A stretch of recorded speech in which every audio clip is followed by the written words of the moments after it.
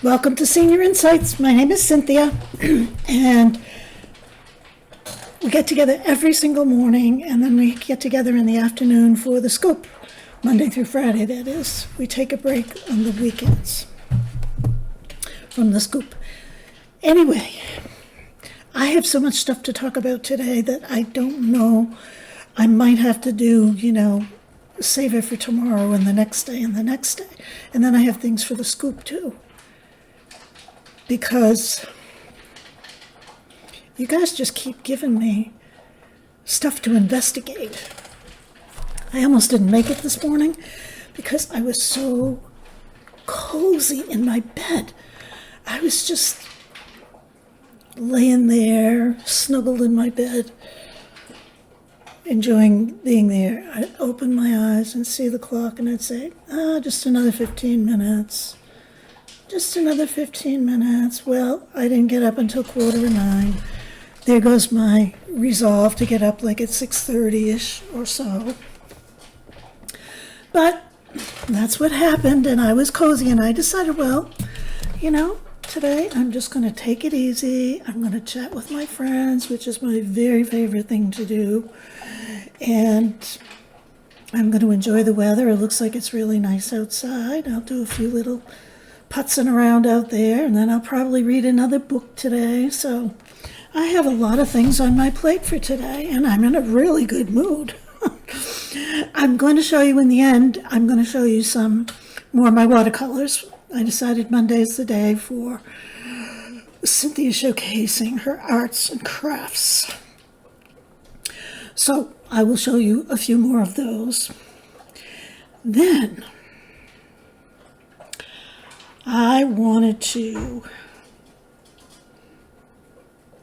there was a controversy over the Lady in Red.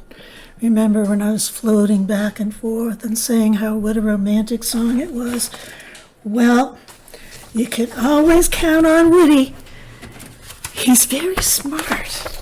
He's very smart. He's very knowledgeable. He'd probably do really well with trivia questions.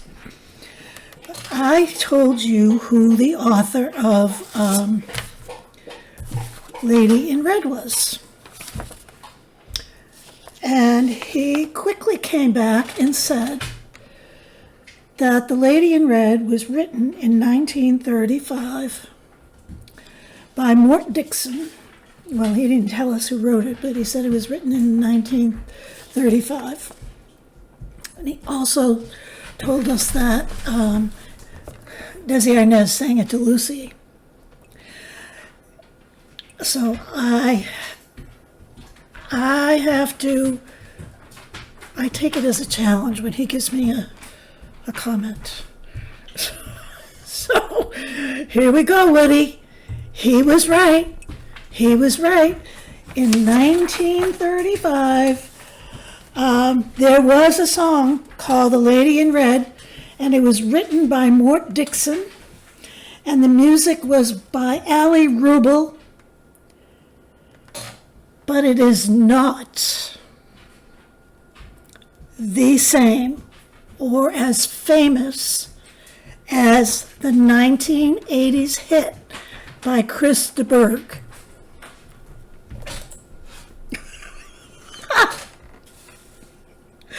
I'm going to tell you the lyrics, and you tell me, members of this community and members who are here right now, if you think that Chris de Burgh's Lady in Red is a copy of this one. You'll have to bear with me. I couldn't memorize it. Oh, the Lady in Red. The fellows are crazy for the Lady in Red. She's a bit gaudy, but Lottie, what a personality.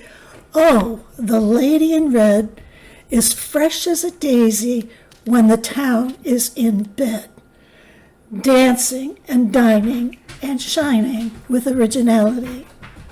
She's very proper. She's nothing more than a pal.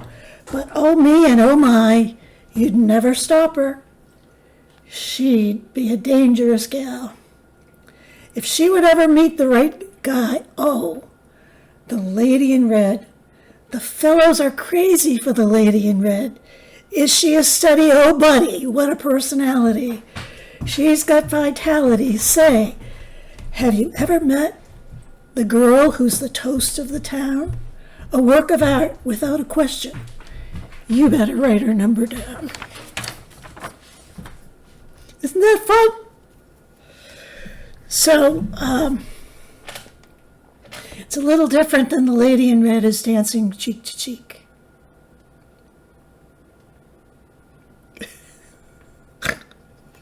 I'm sorry. I couldn't resist, Woody. You do it to me every time. It's true. He was right. He was absolutely right. Then someone suggested that if we wanted something really nice and mellow, to listen to Dionne Warwick's album, The Pics of Dionne. So I'm just passing that along in case you didn't see it in the comments.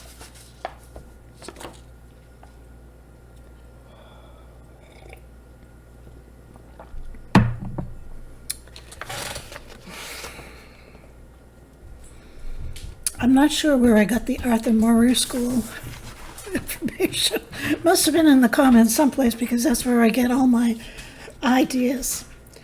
Do you remember hearing about the Arthur Murray School, or did you ever go and take lessons at the Arthur Murray? Lots of people before they got married went to Arthur Murray and learned how to dance for the first time with their partners. So I thought you might be interested in learning a little bit about Arthur Murray. I know there's some of you who could care less, but listen anyway, because it's sort of interesting. Can you believe that it began in 1912 to the 1920s? He started at the age of 17 in New York City. He was an early pioneer of social dancing, and he gained attention for his involvement in the American social dance scene. He started mail order lessons where he had prints of feet, and you could order dancing lessons. He was very innovative with his marketing techniques, and he did a lot of mail order stuff. And he taught dancing one step at a time to people all across America. Then in 1920, he started doing broadcasts, radio broadcasts. He arranged for music to be transmitted to a group of his students, creating the world's first audio broadcast of live dance music for dancing. I think this is really kind of interesting. He married in 1925, and he opened his first studio in 1925.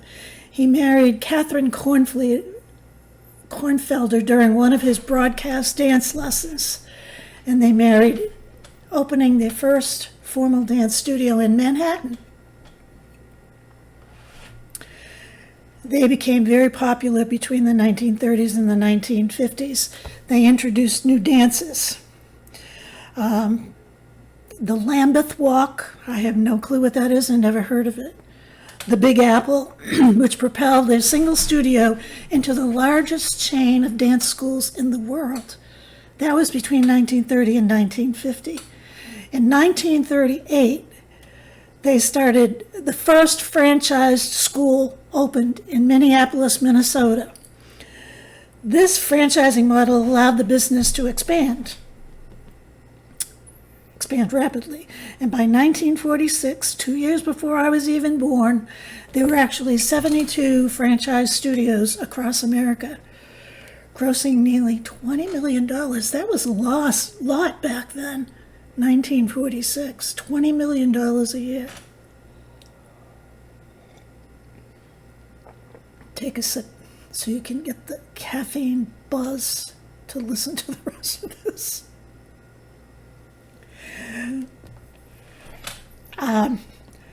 There was Arthur Murray Taught Me Dancing in a Hurry. That's a popular song of the same name that was sung by Betty Hutton. I never saw that. She sang it in the 1942 film The Fleet's Inn. I bet Woody knows this. And that just further cemented Arthur Murray's name in public connect consciousness. Then started in the 1950s the Latin dance.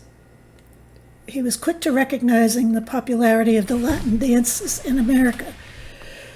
They held conventions in Cuba to give trainers first-hand knowledge of these new styles. So they actually went to Cuba to learn how to dance themselves so that they could teach it.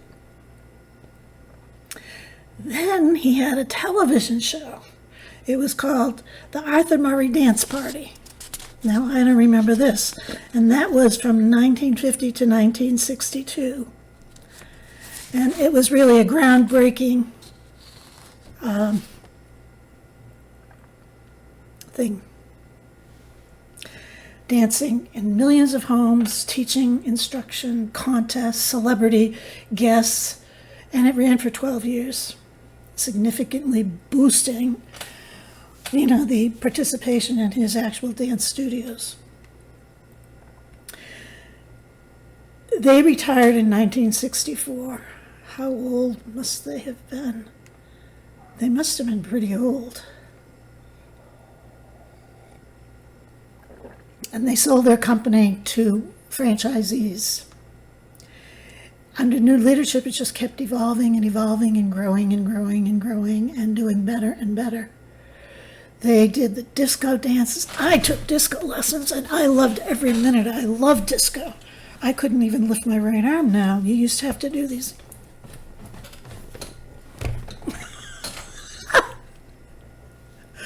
Or what was some of the other ones? I don't know. I can't remember what the other ones were. I don't know. You guys tell me, did anyone take disco lessons like I did? Because it was fun. We had a ball. We did it with another couple and my first husband. We thought we were disco kings and queens. So, what else? So his studios now are independently owned and operated. But his schools have been instrumental in teaching, like Dirty Dancing. Remember that? Oh, that was so good. And Saturday Night Fever. I loved Saturday Night Fever. I told you, the kids took my Saturday Night Fever album. And The Scent of a Woman. Who was that was in that? Was that Al Pacino? Tell me who that was. And the brand continues in national magazines. So his legacy actually lies in his ability to make dance accessible and desirable to the general public through innovative teaching and marketing and smart business practices. And he had a real keen understanding of popular culture, and he pursued, like going to Cuba to learn how to teach his instructors how to teach Latin dance. So that's my spiel on Arthur Murray, thanks to AI. That is not my thing. Did you think that was interesting? Did anyone take lessons from Arthur Murray? Is anyone taking lessons from Arthur Murray? I bet they're popular in Florida. A lot of people in here, in this community, that are from Florida. Let me know what you think. And what you think about that. And the lady in red, I loved that. I liked that a lot. I should have worn my red shirt today so I could talk about that. Then I wanted to share, in one of the cards I got yesterday, there was a little paper. And unfortunately, it fell out of the card, so I can't give credit to the person who gave it to me. But there were step-by-steps of, I'm going to give you one step a day, is what I'm trying to tell you. And the first one was, what do I tell myself when I'm feeling discouraged? This is tough, but so am I. So, remember that. And that's not my last word, because I'm going to show you some pictures. Hopefully, I will be a little more organized than I was the last time, and you enjoy them. Boy, I got so many positive feedback, so much positive feedback, and so many ideas. I was chuckling to myself. I was saying, they think these are really cute. Ah! Obviously, they are not good art critics, but I highlighted a few to show you, and that's what I'm going to do. I don't think that I showed you this one. Little mushrooms in a forest. Now, I critiqued this. No, I guess I didn't critique this one. And this one. This is just a lantern. This was all pictures that were trying to reflect light. At least these were.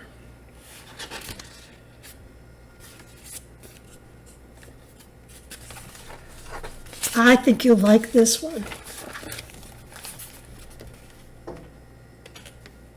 You know what those are? Lightning bugs. Couldn't you tell? These are lightning bugs. I used to do this when I was a kid. How many of you used to collect lightning bugs in a jar? Huh? I loved doing that. They're just little beetle-like things. I don't know if they ever really made like a lantern, but you could see them blinking off and on in the jar. And here's a candle. Oh, I am getting better at this. I showed you those.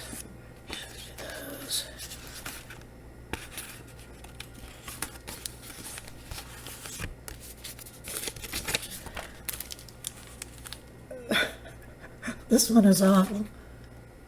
Hot air balloon. This is what I wrote. Hot air balloon. Came out all right. And here's this one. Lighted pathway to the water. It came out awful. And it was the most difficult one yet.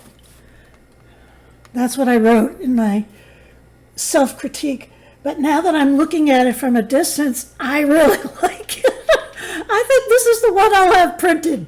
What do you think? Oh, goodness. And then just two more. This is a candle in the window in the winter. And this is a cityscape. I like this one.